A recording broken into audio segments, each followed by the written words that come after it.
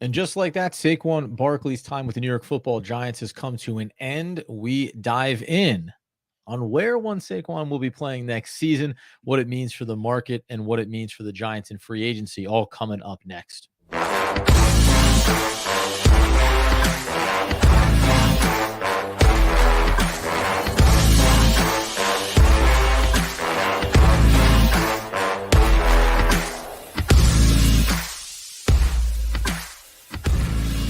Yes, my friends, it is OGP, the One Giant podcast, coming in with another free agent tampering period update that involves, of course, one Saquon Barkley. The speculation was starting to ramp up around this when it comes to Barkley, who will be landing with the Philadelphia Eagles in division rivalry. Will certainly get heightened up to a whole new level in the seasons ahead. We had heard that the Texans were certainly in the market for Saquon Barkley, but it was getting reported throughout the course of the day that the Texans had a cap, a point at which they would not go beyond in maybe their pursuit of Saquon Barkley. So ultimately, as Adam Schefter reported it, Giants running back Saquon Barkley reached an agreement with the Philadelphia Eagles on a 3-year, $37.75 million contract that could be worth all the way up to $46.75 million, including $26 million fully guaranteed at the signing per sources.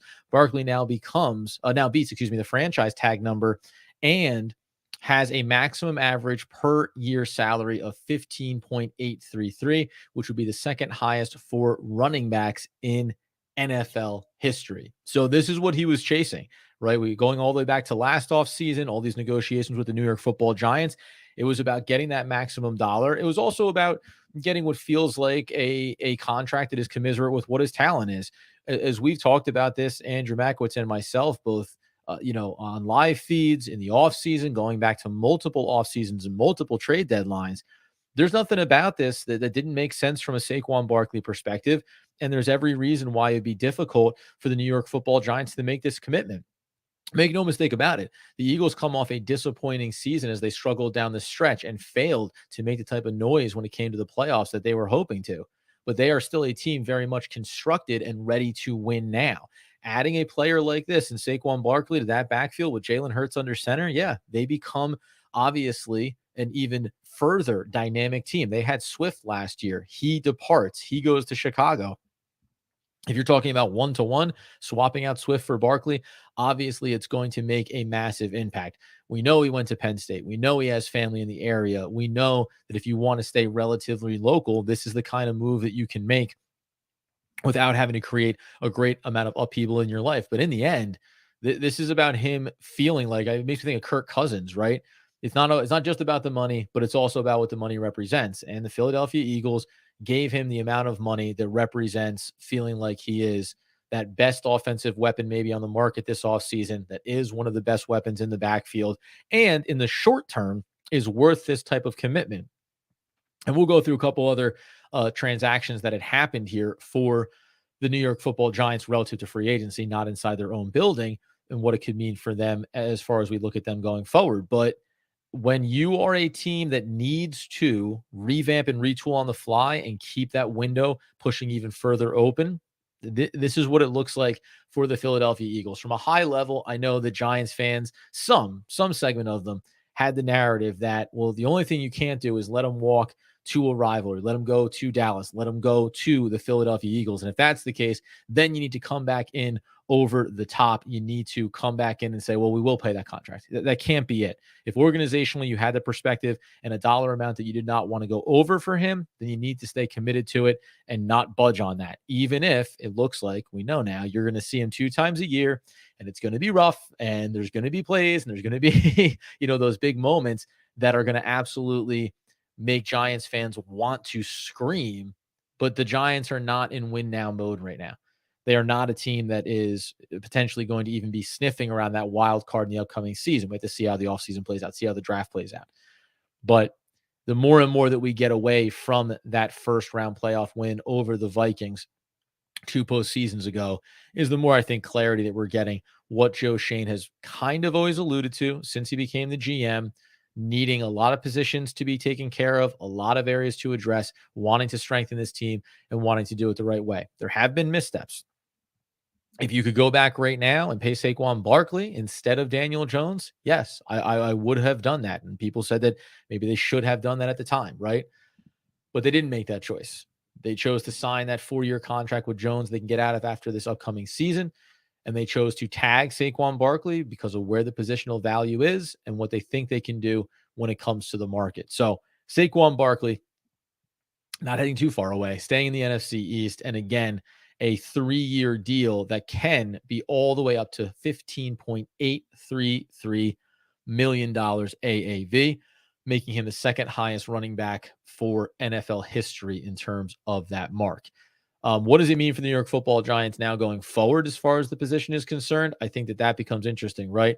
Because as we go back in here too, with Adam Schefter just updating where we stood inside of that running back market. A lot of things that already happened. We were on earlier today when we saw that it was going to be Swift going to the Bears. Then we saw Tony Pollard going to the Titans. Now we have Josh Jacobs going back to the Raiders, which I think is certainly an interesting one there. And then you have Barkley heading to the Eagles. So now we're into this conversation here where we're trying to figure out, are the Giants even going to spend in free agency on the running back position? Will they maybe put a premium when it comes to the draft? And by premium, you still can't do it. You're not going to do it in the first round.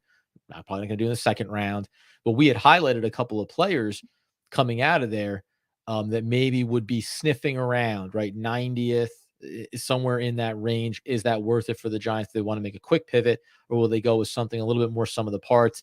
Andy mentioned a player like Singletary from the Texans, but formerly also of the Bills, familiarity there organizationally.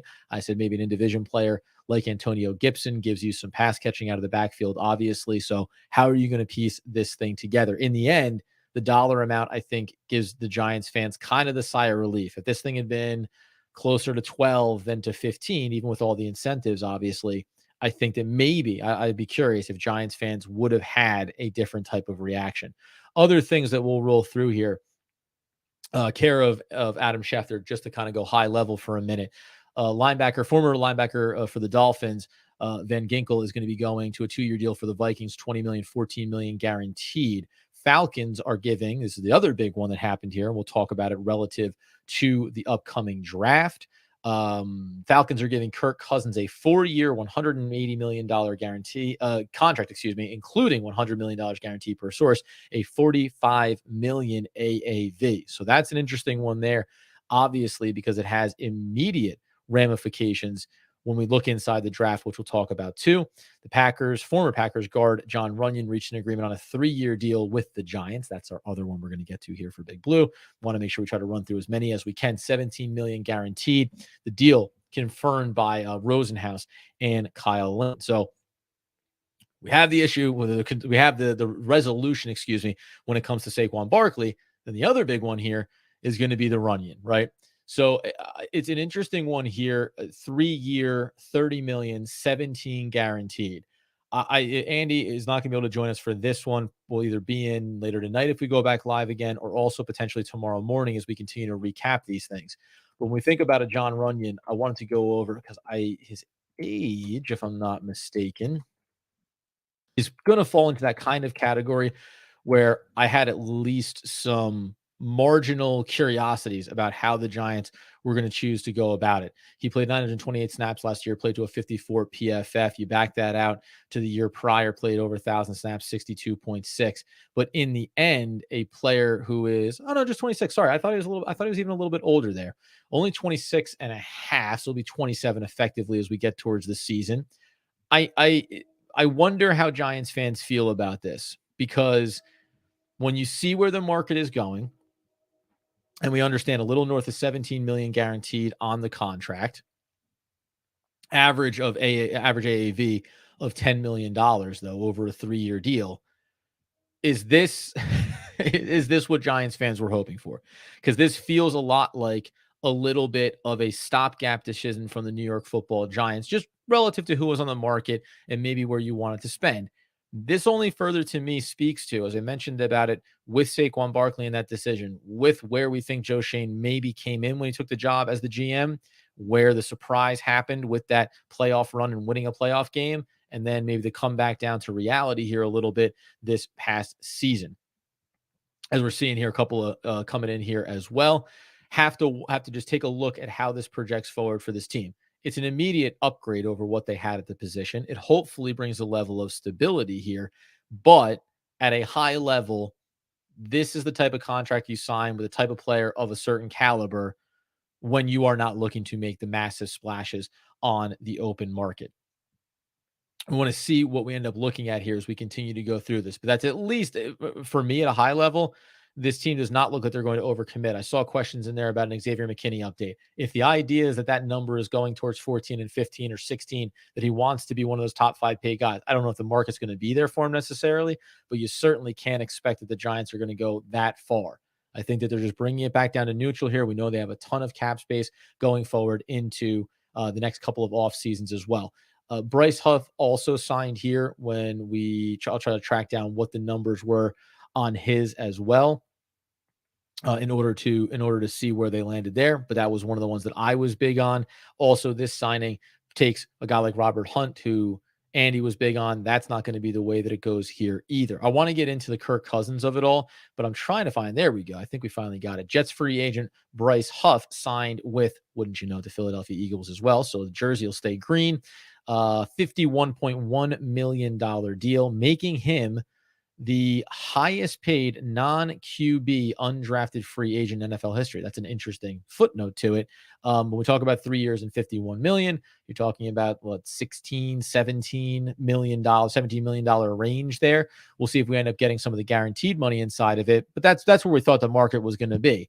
And when we talked about this earlier today, Andy and I believe he was also in lockstep with me on it, that, hey, if you're talking about putting together the tandem of Kayvon Thibodeau and a player like Bryce Huff and how they can play off one another, you obviously have Dexter Lawrence in the middle. You obviously have Bobby Okereke at the linebacker spot. And you think about how you want to build out that defensive front. Would I have been comfortable with that? Sure. But when you understand the Giants only had, what, 38 million after they made some moves coming towards this free agency period, if you can spread that out, the 17 ends up being pushed back a little bit. You pay them some more down the line versus in this first year. Yeah, it can be flexible.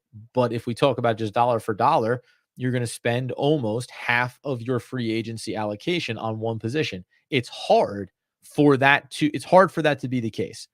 That being said, I'm very curious. Get in on the chat here with the Saquon Barkley deal. How are we feeling about it? Do we care that he went to the Eagles? How are we feeling about Joe Shane right now? Are we concerned about how he's going to approach this offseason? Do you understand if the idea is that this is basically a rebuild? What are we talking about from a fan base perspective? Because this is something that I mentioned throughout the course of this offseason, even something at the high level like Russell Wilson, right?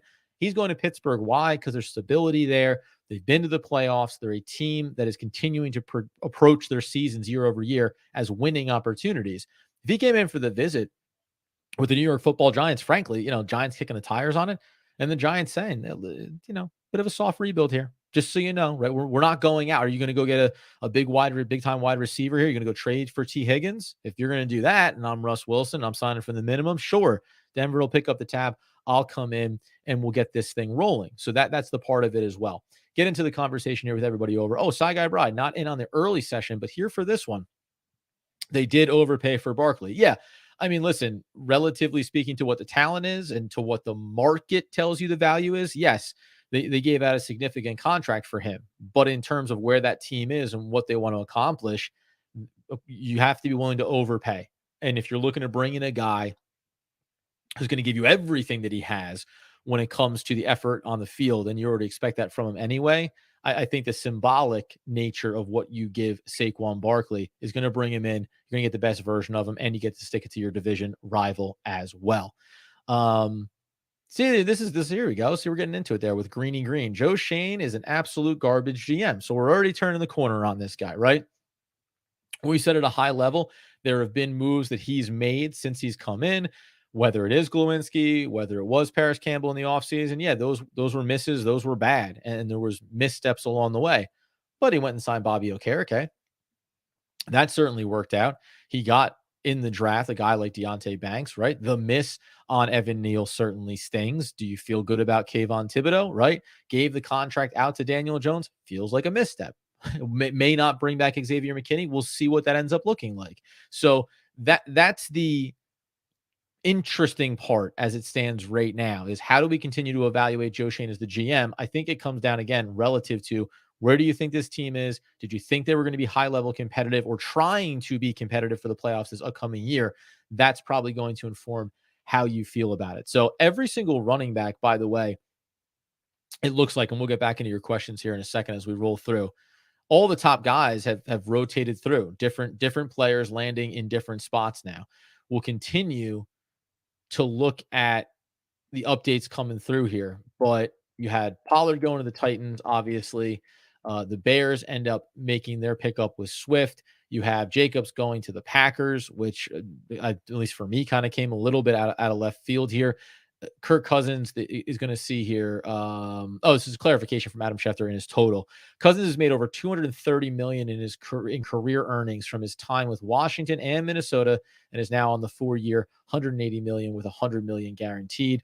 Should Cousins play out all 4 years, he will eclipse 400 million in career earnings. Nobody, and I mean nobody, negotiates better than Kirk Cousins when it comes to the QB situation. Let's get into that here for a minute as well, as obviously that is going to change what happens here inside of the draft next month. We know number 1 overall, that's the Bears. We're talking Caleb Williams. We know Washington, New England, Arizona, the Chargers, and then you get to the Giants at 6, followed by Tennessee at 7, and then the Atlanta Hawks sitting there at 8. As currently constituted, they could do anything, obviously, stay put, maybe pick up a defensive player, add something to the offensive side of the ball across the line if they so choose. They also become a really key spot here for teams potentially to trade up if they're going to try to make that move for the third, the fourth quarterback, whatever it's going to look like next month. The Giants are still in a quality spot potentially to be able to sit here and say, hey, we can be that spot if you need to get up ahead of someone who's trading to Atlanta. We're your next viable target point. As it stands right now, they have a Caleb Williams, Jaden Daniels, Drake May, 1, 2, 3. Mentioned in the earlier broadcast as well that New England clearing some things out, clearly getting themselves kind of down to the studs here, but ready to bring in maybe that rookie contract and start to build things out around and putting some veteran wide receivers on the market. MHJ still going to the Cardinals, Joe Alt going to the Chargers, and then it's the Giants landing Malik Neighbors. We talk about the everything weapon, can play him anywhere, elite talent, obviously. I'd be curious if the fan base, with the premise being that the way, at least right now, the way that this early free agency is kind of playing out is that this is not a team that is going to go overboard. They're going to go with some margin buys here. They're going to pick up Runyon and say, hey, we're going to have this solid player, not an elite player, but a solid player at the position, improve the offensive line. But we weren't willing to go into the 18, 19, and $20 million range when it comes to fixing certain areas of the offensive line. That feels indicative of a team that is not thinking about it as we are all in now and we want to turn this thing right back around and be 2 years ago and be in the playoffs. It's a team that wants to be smart, not over allocate. And then, 2 years from now, when you look at average AAV of $10 million, if it's a solid offensive line, offensive guard, then you're probably okay with that. I would think that most Giants fans should be okay with it as long as you felt like this was an opportunity to continue to tweak and build this team as opposed to get right back to where you were, playoff caliber team, moving on quickly from Daniel Jones, which may or may not be the case. That's the other big factor here when we talk about this team. We heard Rich Eisen say it. We've heard a lot of people say it, the 2-year out on the contract. I would say that whatever smoke and mirrors you think Joe Shane was putting up around the idea that we believe in Daniel Jones, well, they may believe in Daniel Jones. They may believe in Daniel Jones as a player that can come back in this offseason, that can be healthy, and that can be the quarterback for this year. Why? Because this year is not about making the playoffs. This is a stopgap, and we believe in Daniel Jones to that extent. We believe in Daniel Jones as the quarterback that we'll put on the field in a year where wins and losses are not nearly as concerned. Take a look here. This, by the way, we said this also earlier from Mike. Giants should sign Henry. I find like what's going to happen with him pretty interesting too, just because over 30 years old, obviously a quality back, but where he fit into this hierarchy was always going to be interesting. And I think you just end up seeing him probably sign on a 1-year deal, I would assume. And you go from there, but which team is going to go after him? where do the musical chairs kind of end here? Technically, the Giants would be that team. I don't know if it's something that they really have an interest in. Running through, just checking back on some of the other ones here. Big difference between running this with Andy or running it solo is trying to monitor everything and update it while simultaneously turning over and trying to cover everybody here in the chat as well. Saquon Barkley goes to the Philadelphia Eagles, upwards of 15.833 million AAV with incentives on that contract. Also got the 26 million guaranteed up front. That's another big part, right? Giants, relative to year over year, we're going to have a harder time giving that big money up front. Eagles were more adept to do that. And then so you also give that extra symbolic as well. Remember, go back a couple of years. What was it? Something like the 3-year deal, 22 million, potentially guaranteed up front. But that wasn't enticing enough for Saquon Barkley. So from his perspective, played out another year, got to the market, got more guaranteed money, got bigger AAV money than the Giants were willing to. And frankly, more than the market said it was going to be willing to do. Remember, we now have, and I had to check the Jacobs numbers here. We now have every single running back has, once I get the Jacobs number, has overshot on what a lot of these projections were. You had, even in the case of Swift and even in the case of Pollard, they were at 6.5, 6.7 million was their average AAV projection. Well, they ended up going on the 3 for 24 kind of range, the 8 million AAV. So everybody was, for a very talented market, there was a little bit more of an appetite to at least pay a little bit here.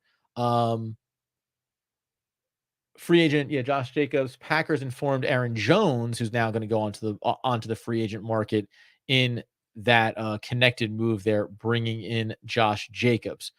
Still trying to track down, though, where we find the Josh Jacobs AAV numbers. If you have it in the chat, feel free to shout it out. Just having a hard time tracking that one down right now. But the Packers end up basically making the pivot because you have Jordan Love and you feel good about what you have at your QB spot. Remember, you have a really talented and young wide receiver core that feels like it's on the rise as well. So you pivot from Jones, who at times could be your workhorse back, but you also had AJ Dillon there. And now you want to have a guy like Josh Jacobs that you feel like, hey, set and forget, one option, a better option than Jones overall. Let's go ahead and move forward and feel like we have that locked up. Get back into the chat here for a minute too as well. See what we got. Yeah, we have got that one there. Jones released there by the Packers, so he'll hit the market. Had Charles, as someone else also mentioned, Henry will sit out until near training camp, let the pieces fall, and then may act accordingly. Yeah, I mean, listen, you can say that, but the downside to that, if you're Derrick Henry, is okay. Free agency, these other pieces, younger, they're going to get the dollars.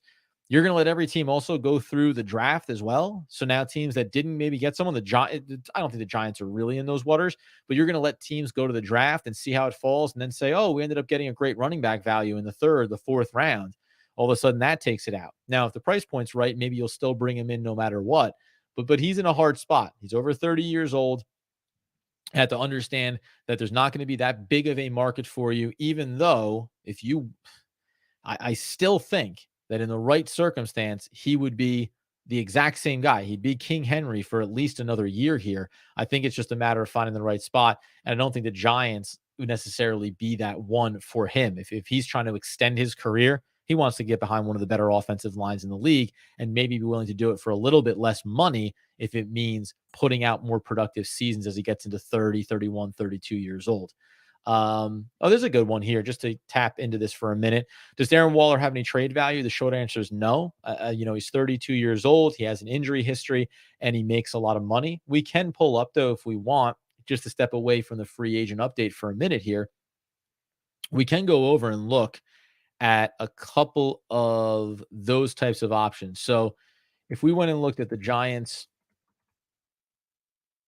current cap space rate now and talk about the idea of Darren Waller. So Darren Waller currently sits there base salary 10.5, 2.458 in the prorated signing bonus. But if you wanted to designate him for a pre-June 1 cut, and let's switch it over, as you say, to a trade option here.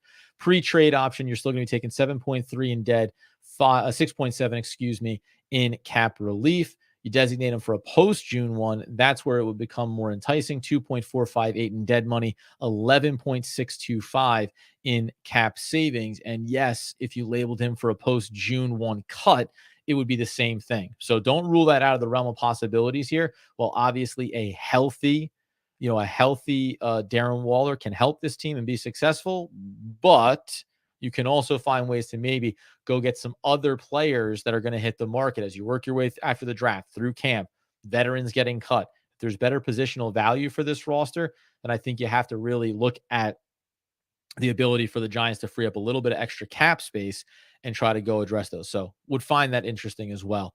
The Colts are bringing back, per Ian Rappaport, edge rusher Taekwon Lewis. So he'll be staying there in Indianapolis. We walk through a little bit more here to see what else we got. Mostly the big one's going to be Saquon Barkley, obviously landing in the division, staying in the NFC East, playing for the Philadelphia Eagles, played for Penn State, has family in the area. It all adds up to what should be a pretty painful, potentially upcoming season here for New York Football Giants fans everywhere. We'll go ahead and take a look one more time through it. Reiterate that it was a little north of 37 million, can be worth up to 15.833 AAV. Based on incentives in the contract as well, and came with 26 million guaranteed. Saquon Barkley staying in division, but will now fly, Eagles fly. Let's get down here. We need 2 decent running backs instead of 1 star. That's something that Andy and I have talked about at length as well. So one of the things that we said coming into this, Andy went with Singletary, formerly of the Texans, but also formerly of the Bills. I said a guy like Antonio Gibson. There's other players like Gus Edwards, like J.K. Dobbins, some players that have a little more injury history, but can be electric when healthy. I think that there's some low-cost options out there that you can bring in the door. I'd like to do something more significant than when you brought in Matt Breida, who never really had a role or a function. You had Saquon at the time, obviously, but not somebody that's going to cost you north of $5 or $6 million where you feel like it's a little bit much. I'll be curious again, because a lot of these numbers were higher than anticipated when it came to the free agency class in the running back position. Not enormously so, but it was enough. So you wonder if we could be thinking about, like, I think Antonio Gibson had a $3.6 million 1 year. Can that get a little bit higher for him? Maybe potentially, and something that could be a little bit too rich for the Giants, if at all. And the same thing with Singletary. Let's find out. He's considered to be more of a tier 3 than a tier 2 guy. Where's his numbers going to fall? I think we had a question here from Saw Guy. I like both Neighbors and Adunze, but wouldn't it make more sense to take a contested catch wide receiver instead of a second speed wide receiver? I think Neighbors is the overall player that out of the two that might make the most sense for the Giants of the 2 players, because route tree is fully complete, doesn't have to play exclusively on the outside. You can use them all over the field, mix and match. Comes a little bit down, at least in the short term, when you think about having Jalen Hyatt coming into his second year. Well, where is he in his route tree combinations? Where are you going to utilize him? Darius Slayton's still going to be here as far as we can tell, strictly lining up on the outside potentially. Wan'Dale Robinson is your big versatile weapon, the guy that you can move all around the formation. So you can paint a picture one way or the other.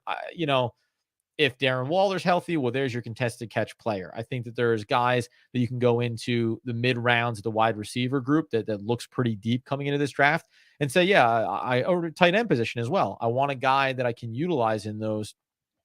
Mentioning Darren Waller, like, I just need a guy that can go high point a ball out of the tight end position.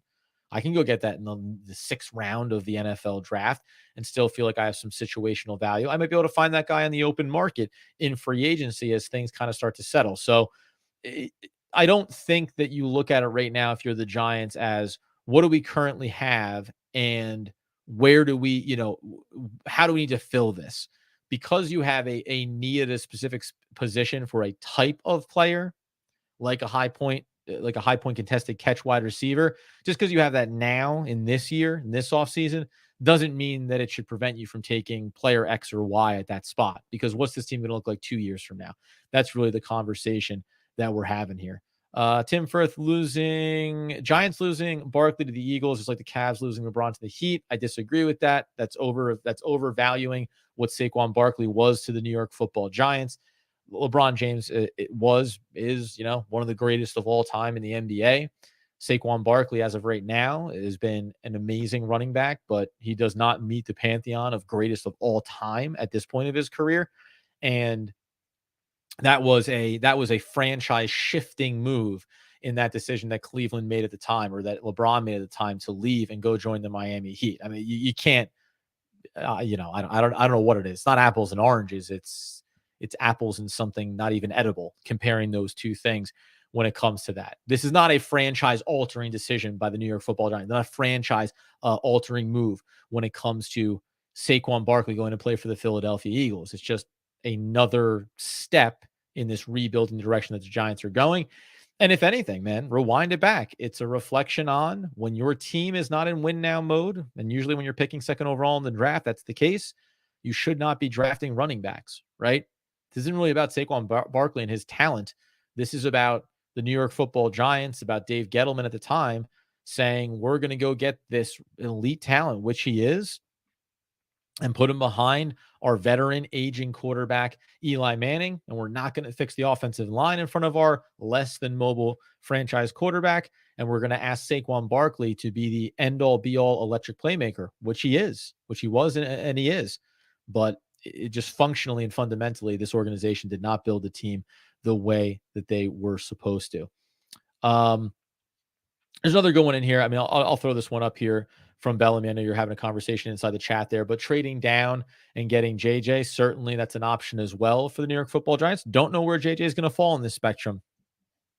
Big thing to like about him is that he is only 21 years old, so you can work and develop him and feel like you have that time without the pressure of, even if you draft a young player. I've made this comparison with Penix Jr., who's 24. I mean, that's a massive difference right now when it comes to it. So we'll take a look and see here. I saw somebody else ask. Here we go. Got from Jordan Renan the most recent time that he spoke about this, at least from what I'm seeing so far. Xavier McKinney, Green Bay Packers was the link. We talked about that there earlier. I'm going to take a look to see if Jordan has updated anything else Giants related since then. So far, outside of the Runyon, as we mentioned there, $30 million, 3-year, $30 million deal, $17 million included. Obviously, Barkley going out the door to the Philadelphia Eagles. If you didn't see it earlier, wide receiver, kick returner, Gunnar Olszewski is going to be coming back here on a 1-year deal. You may say, where's the flashy move? But it's a move. It's still a move that matters. Yeah. So last time that Jordan mentioned about Xavier McKinney was Green Bay Packers, and that's going back 3 hours now. I would expect, and it says here, by the way, there's a connection between Xavier McKinney and pass game coordinator Derek Ansley. It's a move that would make sense for Xavier McKinney. I think that he's still just like watching the market, seeing how it's playing itself out, and trying to find where he's going to get the maximum value for himself. But I would think, and we said this closing out our session earlier, we didn't think that Barkley was going to be back. Certainly a little bit of a better chance that it could be back. Xavier McKinney could be back, but it just looks like the money chasing is what's happening here. Quick update. Adam Schefter, Andy had Robert Hunt on his board. The free agent guard plans to sign with the Carolina Panthers per source. We'll wait to find out what that ends up being. Now we understand the Giants have signed Runyon, but let's take a look. What's the comp? Could the Giants have been in on it? Should they have been in on it? Former Raiders free agent defensive tackle Bilal Nichols, is also reaching an agreement on a 3-year, $21 million deal that includes $14.4 million guaranteed with the Arizona Cardinals. So got a few different things happening here. I'm curious to find out what happens with Aaron Jones as well. He's on the free agent market. It seemed like there was some discussion about trying to come to an extension with him, and maybe at that point you just look at the value and the price and say, I can pivot to Jacobs and we can make a different decision here inside of our backfield. So we'll continue to wait to see what else is going to happen here. We'll highlight to some people. This is kind of what I wanted. Where's the fan base? Joe letting Barkley walk is crazy. There's one other element to this that we didn't talk about. Watch the free agency market, and we're going to talk about compensatory picks. Barkley walks out the door and Xavier McKinney walks out the door. It's going to be relative to talent going out and coming in. Certainly that's going to be a factor for the New York Football Giants as well. Even again, 100% understanding that nobody cares about a compensatory pick another off season from now relative to having quality players. for the New York Football Giants, but it is a part of it. There's no way to slice it that when you are not a team, again, that is in win now mode, you have to make smart decisions and you have to take into account the potential for compensatory picks to help your team build and grow over the next couple of seasons. It's one of the reasons that while trading trading the compensatory third round pick that they got from the Chiefs for Kadarius Toney, while that felt good in the moment for Kadarius Toney, a player we wanted out of the organization, I would have rather have had that draft capital to utilize than investing in the tight end position with a veteran who does have some injury history. We can also reference, by the way, feel free to shout out any questions or comments you have in the chat here as we're doing live on YouTube and on Twitter. Good reminder that, Joe Shane referenced this and, trying to make the best of a bad situation. It is worth mentioning that the intention of having Daniel Jones, Saquon Barkley, Darren Waller, like that was the nucleus of what they wanted this past season to be. Those guys never really got a chance to play together because of all the injuries that happened. Doesn't change the fact your opinion of Daniel Jones as a QB or of the signing of Darren Waller. But when you go in with a plan and at the highest possible level, injuries happen that derail that, you at least don't get the best version of what you think it could be. Here's go, Timothy. Should they sign Aaron Jones to replace Saquon Barkley? I mean, I probably wouldn't go that route. But that's relative to what the market is going to be for him. And I think you're also at the point now when we're talking about the free agent market. A lot of second tier. So you've seen some second tier guys, Giants signing Runyon at 10 AAV versus some of these bigger numbers that we've seen for some of the top players.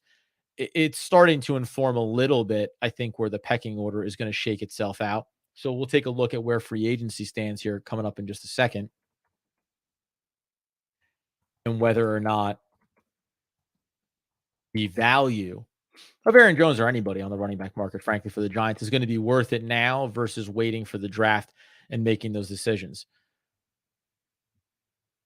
Let's get a look here over on.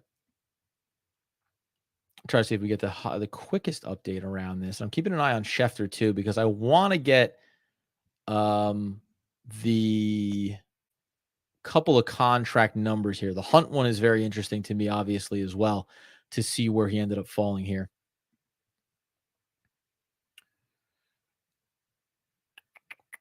But nothing coming up here just as of yet on that front. But we'll keep a look. We'll keep an eye out to see. But and again, that's a position that I don't necessarily think is one where where relative to what you need to correct, a 3-year deal for Runyon at 30 million, it's fine. But if you told me you spent 50 million, 60 million, multiple, more years on a contract for a player that you thought would end up being a top 12, top 10 type talented position, I'm a little surprised in that just because you always need that quality play in front of whoever's going to be under center, whoever's going to be in the backfield, whoever's going to be passing catches. You always need it to be strong offensive line play. Let's hit up a new one in here. Boys, guys, the Giants sign Tyrone Smith O-line, Hunter and Chase Young defense. They spend 30 million on one player when they have 40 million to work with. Pick, they had better options. Well, the 30 million, you're saying 30 million on one player. That's 30 million total contract over 3 years. So it's only a 10 million AAV. You want to say that you could go and get other players. Again, like I'm not against your overall take here, just about where else could they have spent money. But you're talking about veteran players, older players in some of these instances. And then you're talking about a Chase Young. I'm not saying that that's not a bad way to go, but what's that contract look like? Remember, he's a high value draft asset that ends up getting moved by Washington. He goes to the 49ers, and they don't seem to have a particular appetite to bring him back and keep him in the fold as they have Armstead walking out the door. They have things shifting on their defensive side of the football. So I'm not totally against Chase Young, but that's not a one-to-one kind of thing. And again, not $30 million, spending $10 million out of your available almost $40 million of cap space. Here we go. Now we got it. Panthers are giving former Dolphins guard Robert Hunt a 5-year, $100 million deal that includes $63 million guaranteed.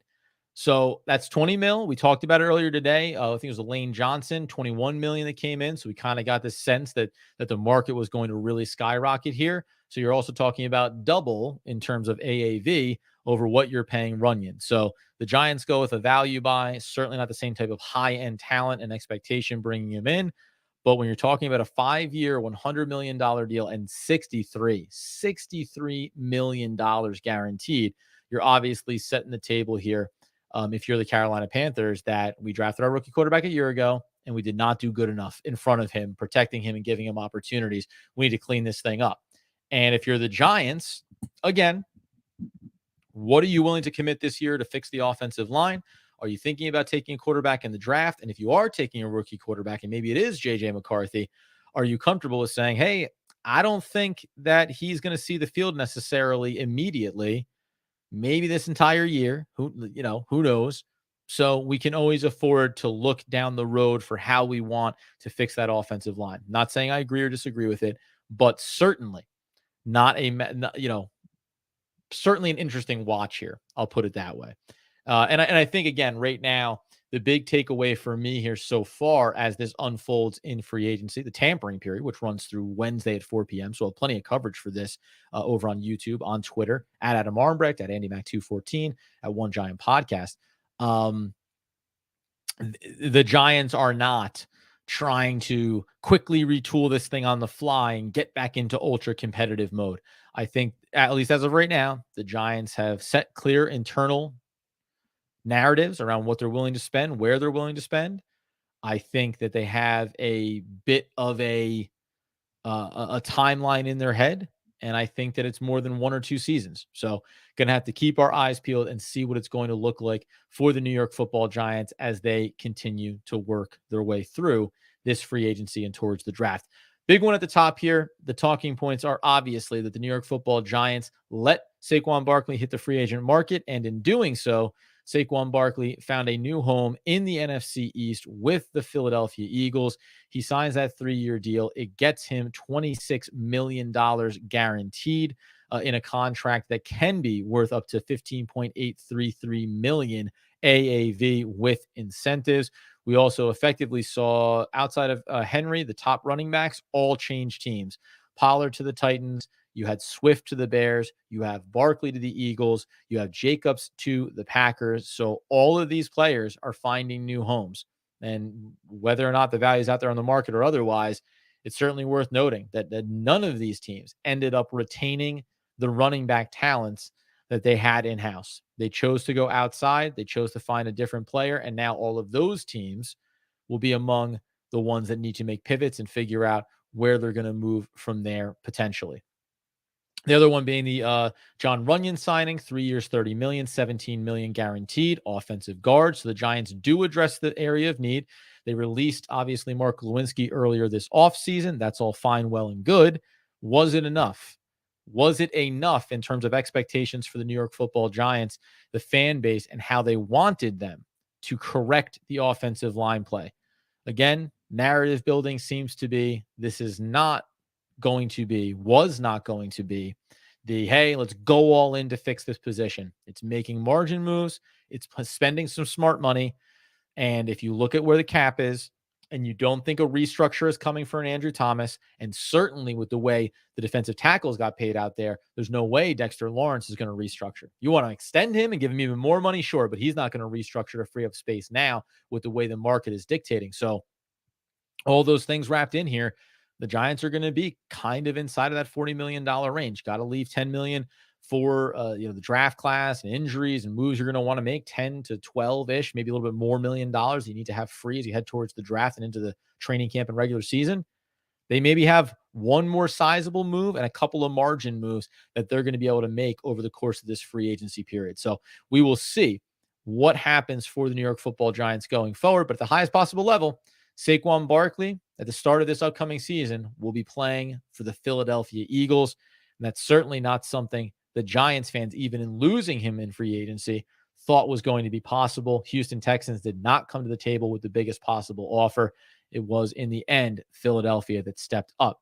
That being the case, man, as we continue to say every single time that we come in on these, really appreciate everyone coming into this conversation and having these discussions. We'll be back again tomorrow morning. We'll probably be back again tomorrow afternoon, tomorrow night, Wednesday morning, because these updates are going to continue to come here and continue to inform where we think the Giants are going as we work our way towards the draft. Already now we know, and we'll learn in the next couple of days potentially, if they don't add a player in free agency at the running back spot, now the draft becomes a little more heightened at that position. So we can start to talk about where's the right value for the Giants to address that key area of need. What happens at the top of this draft? We've been saying, get the weapon, get the weapon, get the weapon, wide receiver, and there's great ones there. But is this team ready for that? Or are you ready to make a different decision potentially around a Joe Alt if he's there at 6, or potentially trading back? If you are not a team that feels like you're trying to get high level competitive this year and make the playoffs, trading back does become more attractive unless you're sitting there and there's a player you love or you want, or the quarterback you love or want. Uh, my early indications here would be the trade up scenarios seem far further from likely now than they did at any point. And Andy and I didn't think that that was likely. We thought standing pat was maybe the number one, and very, very close with trading back and building up more draft assets. The trade up piece does seem further away, but that's obviously going to take time for it to flesh itself out. Appreciate every single person that came in here. 166 on YouTube, on Twitter. So please give us a follow, subscribe, turn on the alerts so you know when we're going live. Check out the podcast feed over the course of this upcoming week on onegiantpodcast.com. You are going to be seeing some articles coming up here. What is the retrospective on Saquon Barkley's time as a Giant? Are the Giants right and justified when you see the final price point on letting him walk into free agency? And how will they continue to rebuild this team at all the key positions? So be sure to tap in over there as well. What do we got here? I will put this last one up here. Buckle up, Giants fans. Plan for a subpar team the next 3 seasons. Things turn around quickly. I'm not telling that they're going to be, sniffing around the wild card this year. Obviously not. But I don't think that they're that far off from being a team who, because of injuries and otherwise, won 6 games a year ago. I don't think that they were much better than a 7-win team either. But if I can talk about a team coming out and being a 7-ish win kind of team this season, yeah, I think that's about right. Probably going to be really hard in division now, though, for sure. And it's been over the last couple of seasons. That always matters when you set the table for it. So we'll see. We'll see what the Giants have in store, and it certainly is going to play a big factor when we think about, are the Giants committed to a QB now? Well, if you're not looking to go all in free agency this year, then suddenly being at the top of the draft a year from now and looking at those QB prospects, that's a part of the equation as well. Whether or not you think that there are better quarterbacks now, whether there's quarterbacks next year that you like, it's still going to be something that the New York Football Giants and Joe Schoen are having discussions internally. Oh my goodness, I can feel myself losing steam. We'll take one last look over here just to check in if we get any other quick updates here. But again, a lot of stuff happening, going to be a lot of updates coming. So we'll continue to try to tap back into these discussions as often as we can, update them as often as we can. But when Saquon Barkley leaves the New York Football Giants, you certainly feel like you need to hop on for it. We do have Patriots informing Devontae Parker that they are releasing him Wednesday, and he now has been given permission to talk to other teams per his agent, Jimmy Gould. Just to give you that update there, Devontae Parker is coming off of the Patriots season in which he gave you 33 for 394 and 11.9 average. He had his best seasons going back with the Dolphins 2019 and 2020, 72 and 63 receptions respectively, and had that one big season, 1,200 yards, 9 touchdowns, has seemingly only declined further away from that year over year. But New England Patriots continue to be a team that is moving on from a number of their players, moving on from veterans. Once you move on from Belichick, you can feel like it's time to officially set the hard reset and try to rebuild this thing back up. But it's a sobering reminder, man, from one of the stalwart franchises of the last 20 plus years, more than that, all of a sudden in the last couple of seasons have really started to come back down to earth, finding themselves at the bottom of their division and finding themselves now looking to retool and rebuild, something that the Giants seem like they are a little bit closer to doing than not. I just want to know what this says here. We hit the ground running like a herd of turtles. That's not bad, Saigo. I don't mind that. Like freshborn turtles on the beach trying to dig their way through the sand of the ocean. The New York Football Giants are a slow moving herd indeed, but it doesn't mean it won't work out in terms of making this team better in totality, even if we're seeing some of the high end players leave via free agency. We'll be back again with updates. Continue to follow us on social at One Giant Podcast, at Adam Arbrecht, and at AndyMac214. Until next time, we're here. We say, hey, stay optimistic, stay up to date, and as always, let's go Big Blue.